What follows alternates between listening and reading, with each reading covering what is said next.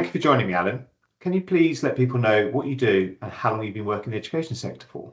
Yeah, morning, James. Uh, my name's Alan Calderwood, and I am the Strategic Development Director for Morrison Construction in Scotland. And for those that don't know, Morrison Construction are part of Glasgow, who are one of the UK's leading contractors in both building and infrastructure. And you can check out both websites for more information.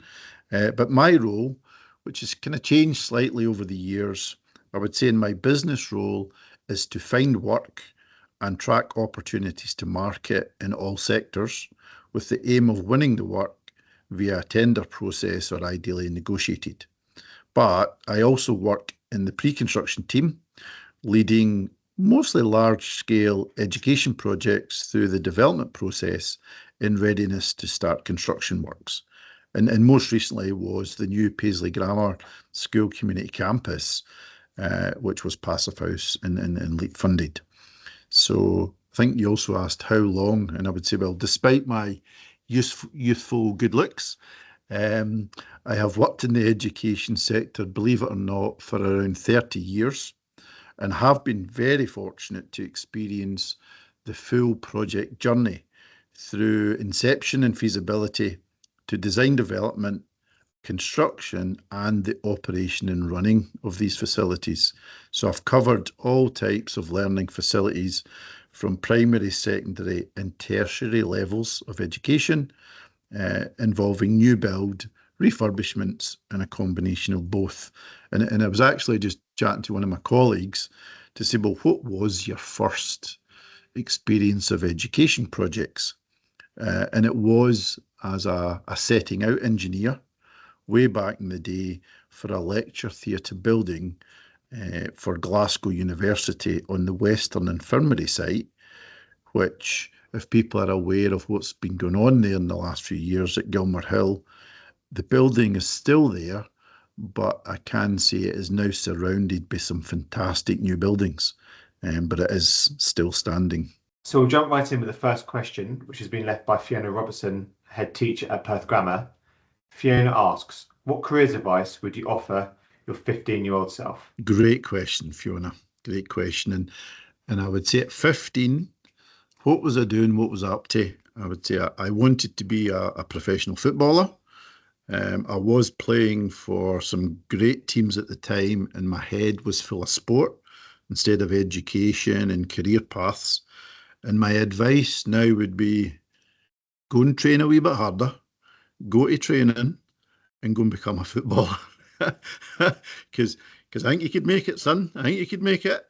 If I know now what I've done, stick hard.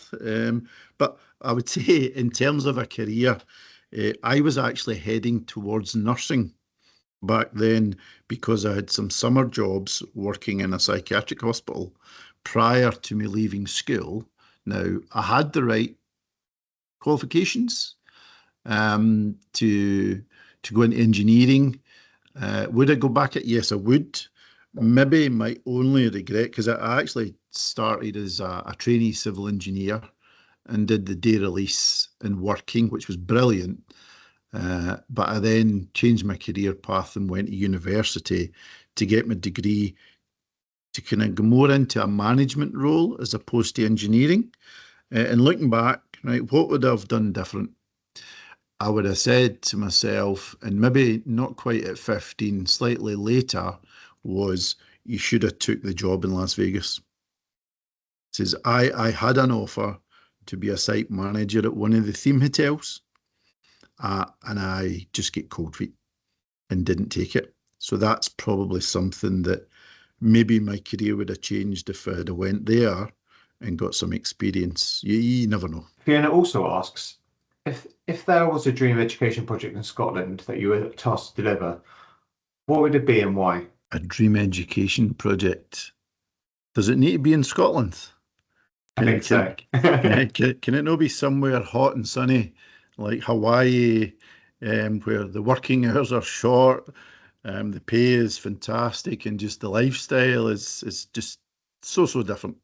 I think to answer that, I think we as all the people involved in the education sector are in a privileged position of making dreams happen.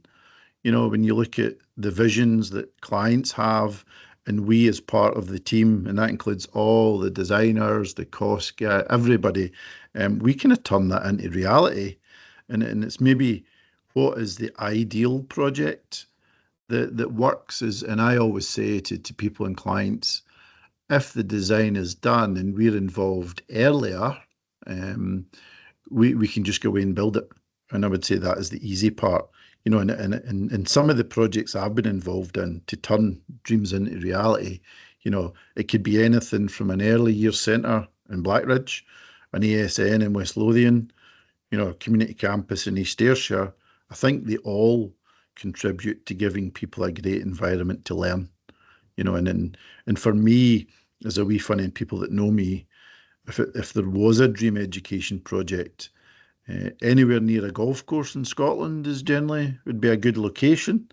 And I would say even a golf school, as long as it was accessible to mature students like myself. And some of the teachers might be a Rory McIlroy or a Tiger Woods, and a wee school trip at the end of the year to the Masters thrown in would maybe be the dream education project for me in Scotland. So maybe something like that, James. And how big is the education team at Morrison Construction? And generally, annually, how many projects do you sort of roughly deliver? For those that don't know Morrison and Construction, we've got three main offices in Aberdeen, Inverness and Glasgow, and they all deliver projects regionally through the regional teams. And I would say we are probably turnover-wise, we do between 260 and 300 million a year. 80% of these are public sector and about 60% in education. So I would say at the moment in development, we've got about 550 million in value. Construction in Morrison, we've got 550, 600 in value. And this year, we've already handed over 8 education projects, where we've still got 2 more to be completed in the last quarter of 2024. And so leading on from that, and probably a really tough question for you to answer, but I'll ask it anyway. Which education projects are you most proud of and why? Hard to pick, James, because I've been involved in nearly about £1 billion worth of education projects, varying in size and scale across the UK and Northern Ireland. Personally, I'm actually very proud to work in a sector which delivers so many fantastic solutions, especially with all the challenges that are thrown at us, and we solve the puzzle. And I've been part of some excellent teams that deliver facilities that make a difference. We are all, I would say, playing a part in shaping Scotland's future for the learning environment. So some projects I would say to mention, and I'll mention them because of 2 or 3 things. I really enjoyed the journey. The people involved were brilliant to work with. We had great teams, and the buildings that we left behind were well received.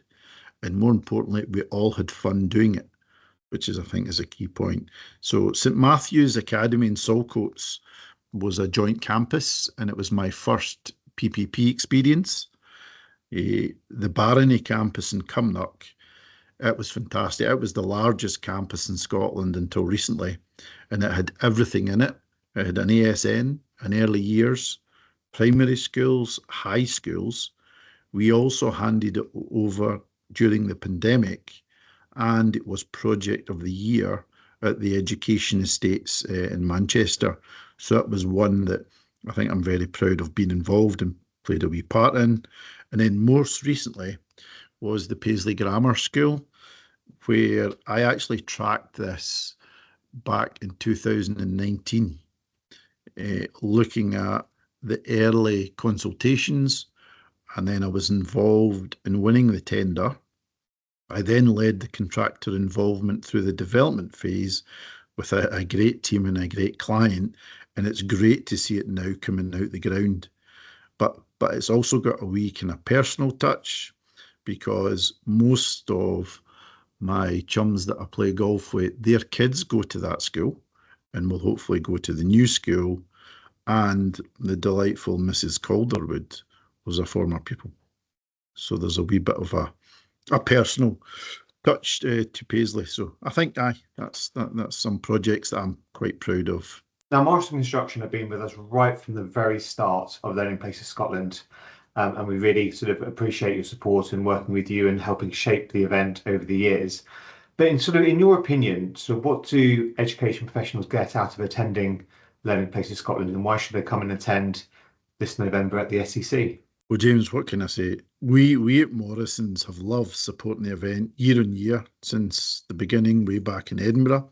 And I think the 2-day exhibition provides a fantastic opportunity to engage, share ideas, listen to a range of topical issues from around the country in one place. I said, I don't think there's any other event that we go to at the moment on the circuit that's anywhere near as good, as topical, and as inviting. I would say as well, you get a lot of good networking. There's a lot of connections made, old and new. The lessons learned that are shared across the sector. You know, there's so much going on just now that I think it is imperative that we have some sort of event to share the knowledge, the great knowledge that's there in Scotland for all of us to benefit from, up and down the supply chain. And I must also mention the awards dinner. I think it's a phenomenal event. It's always well attended, and it's right to celebrate the success that we are all doing within the sector, and it just keeps getting better and better, James, in my opinion. Can you share something about yourself that the audience may not already know? Well, apart from my allegiance to a Glasgow football team, I actually play golf in my spare time. Now, a lot of people think I do it as a job, but I don't. No, I think one thing that I don't think anyone would know is I was once the Lanarkshire Schools champion for Burns poetry recitals back in the day. I was that good, I actually won it twice. But what did this end up doing? Bizarrely, it ended up a wee guy from Shotts doing readings every Sunday at Mass. But also, later in life, all my mates' weddings, I was asked to read during their ceremonies, which was ridiculous. But I've done it. And then you cast forward 20, 30 years, I'm involved as part of the Barony campus was the Robert Burns Academy that became the high schools, which was a nice wee touch. And I would say also, like me, you don't just get one answer. I recently learned how to complete the Rubik Cube. So at this year's exhibition, you can test me to see if I'm telling the truth. Have a go and see if you can beat me. So my next conversation is with Maxine Booth, Quality Improvement Manager, Learning Estates at Aberdeenshire Council. What question would you like me to ask Maxine during our conversation? Well, Maxine, I've encountered Maxine during the advisory group sessions, and I know she has spent her career in education, starting as a teacher. So my question to Maxine would be, how do you see education being delivered in the future? You know, is it in the learning environment? Will it still be in the buildings that we see now? Will it still be cellular walled classrooms? And what effect does the digital age have on the learning environment? And one to throw in is, if the power, Maxine, was in your hands, what one change would you make and why? Alan, thank you. Very much looking forward to seeing yourself and your team at Learning Places Scotland. You always do a fabulous job on your stand, so looking forward to seeing what you have on there to engage with our attendees. As I said previously, thank you for all the support yourself and the team give us, and good luck. I think you're nominated for a few awards in the evening as well, so yeah, thank you very much for your time. Thank you, James. I enjoyed that, and yeah, good luck and see you soon.